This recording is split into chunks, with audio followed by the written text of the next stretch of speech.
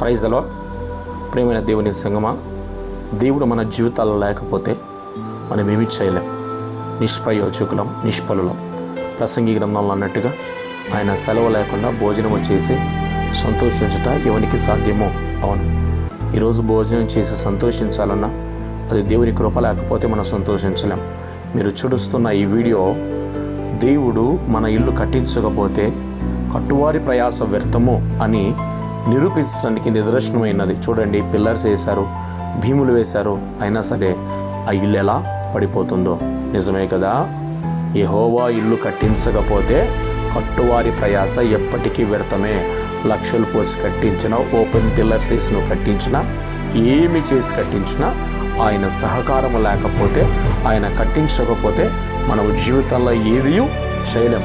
127వ కీర్తనలో 1వ వచనంలో యెహోవా ఇల్లు కట్టించని యెడల కట్టువారి ప్రయాస వ్యర్థము. అవునండి, మీరు చూస్తున్న ఈ వీడియోలో చూడండి, ఆ ఇల్లు అంత చక్కగా కట్టినప్పటికీ పేక మేడలాగేలా కూలిపోతూ ఉందో.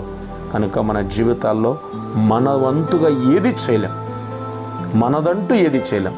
మన జీవితాల్లో ప్రతిదీ దేవుడు మనకి ఇవ్వాలి, ప్రతిదీ దేవుడి దగ్గర మనం పొందుకోవాలి. చూడండి, ఈ వీడియో మనకు ఒక గుణపాఠము.